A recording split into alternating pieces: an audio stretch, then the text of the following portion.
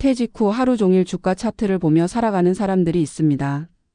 직업이 아니라 습관이 되어버린 그 긴장과 흥분에서 벗어나지 못한 채 은퇴 후에도 주식창을 들여다보며 시간을 보냅니다.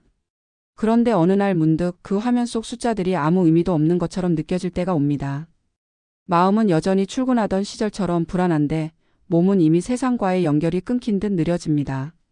그때 어떤 선택을 할 수 있을까요?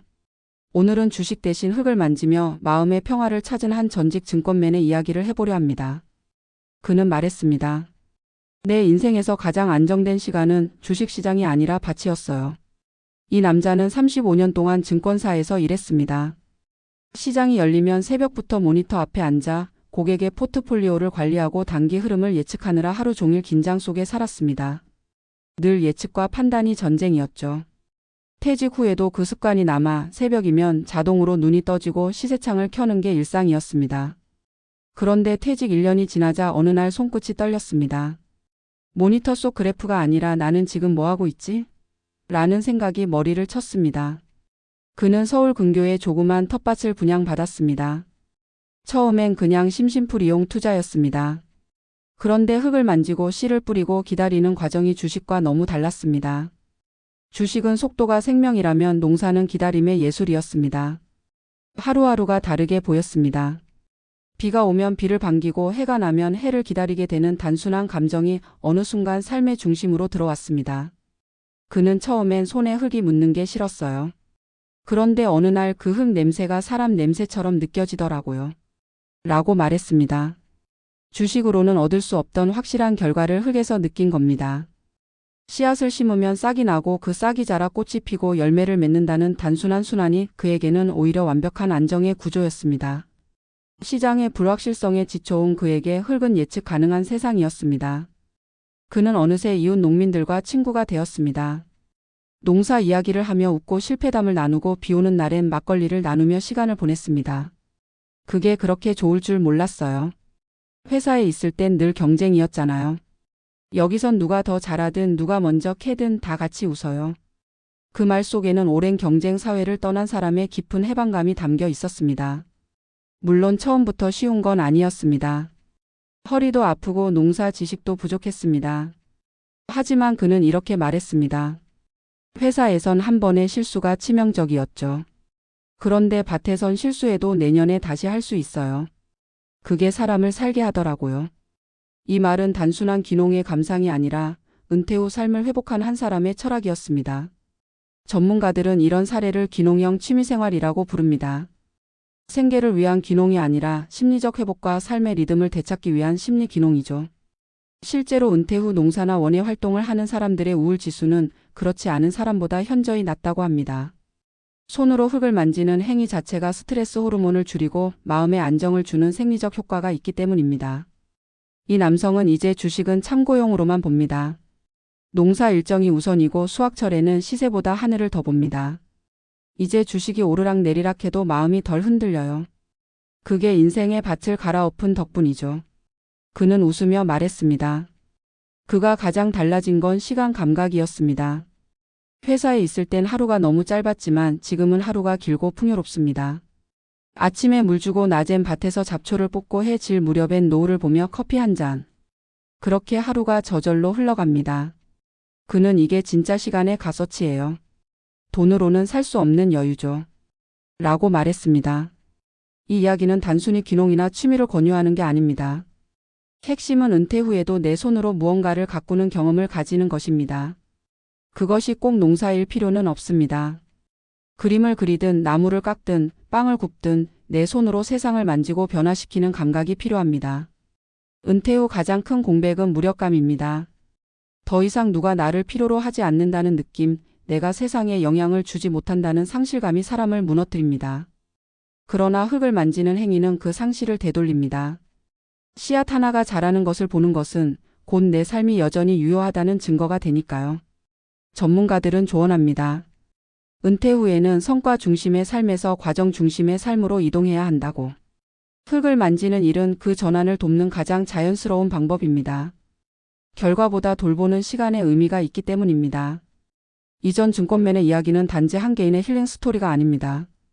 그것은 조급한 사회를 떠난 사람의 회복기이자 자연으로 돌아가 인간의 리듬을 되찾은 사례입니다. 그는 이렇게 마무리했습니다. 내가 주식으로 번 돈은 다 흩어졌지만 흙에서 얻은 마음은 내 안에 남았어요. 은퇴 후 마음이 불안한 분들이 있다면 꼭 흙을 만져보시길 권합니다. 정원이든 화분이든 텃밭이든 상관없습니다. 손끝에 흙이 마음의 불안을 덮어주고 세상과 다시 연결되는 첫 번째 통로가 될 겁니다. 숫자가 아니라 자연의 리듬에 귀 기울일 때 비로소 우리는 사는 법을 다시 배우게 됩니다. 그의 말처럼 주식은 변하지만 흙은 변하지 않습니다. 그리고 그 변하지 않는 땅 위에서 우리는 늦은 나이에 진짜 안정을 배웁니다.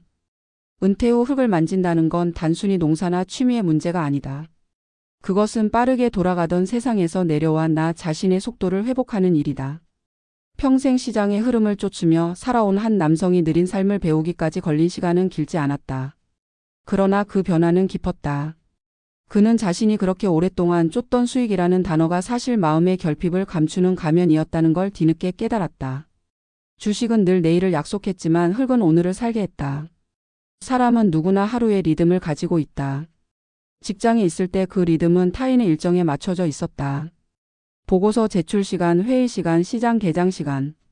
그러나 은퇴 후 그 리듬이 사라지면 사람은 쉽게 흔들린다. 그 흔들림을 막기 위해 어떤 이는 여행을 가고 또 어떤 이는 다시 일을 찾는다. 하지만 흙을 만지는 사람들은 다르다. 그들은 자연의 리듬 속에서 새로운 시간을 만든다. 씨를 뿌리고 싹을 기다리고 비를 반기고 해를 맞이한다. 이 단순한 순환은 사람을 다시 살아있게 만든다. 흙은 정직하다. 노력한 만큼만 돌려준다. 그래서 조급할 이유도 비교할 이유도 없다.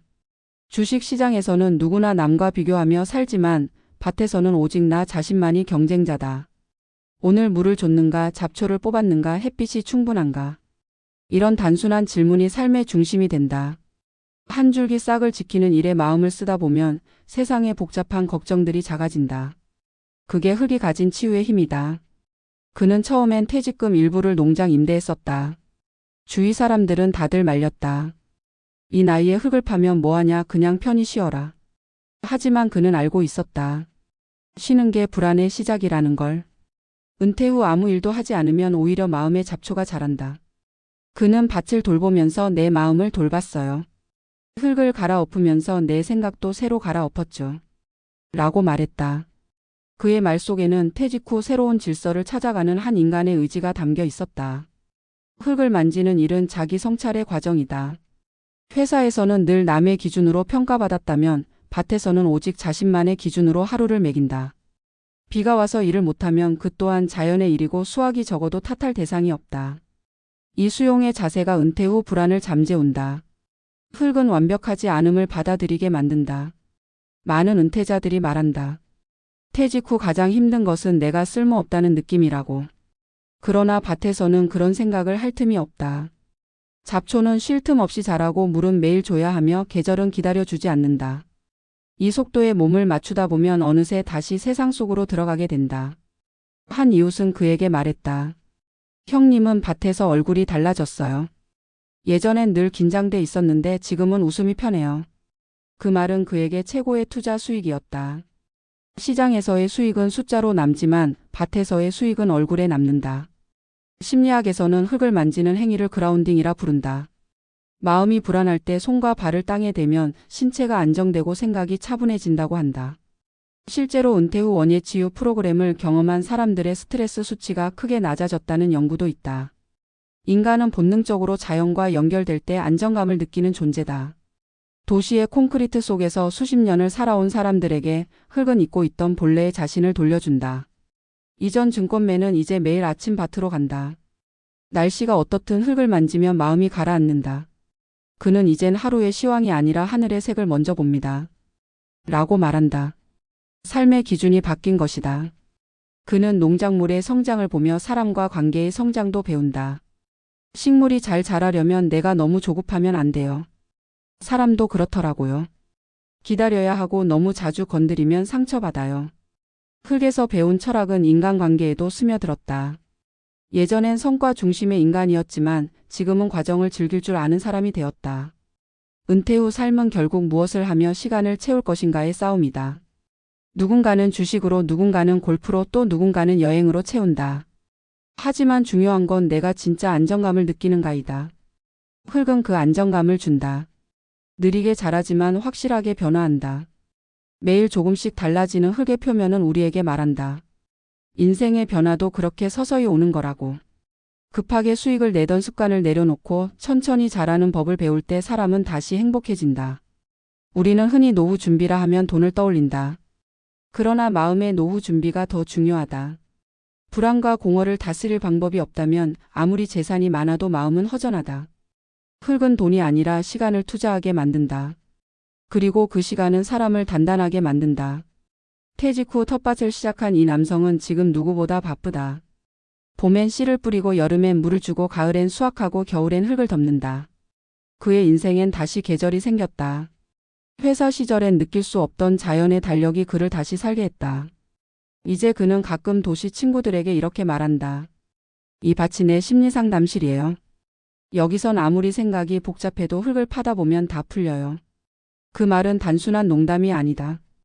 은퇴 후 마음을 지탱해 주는 건 거창한 사업이나 화려한 계획이 아니라 손끝으로 만질 수 있는 작은 일상이다. 흙은 그 일상을 만들어준다.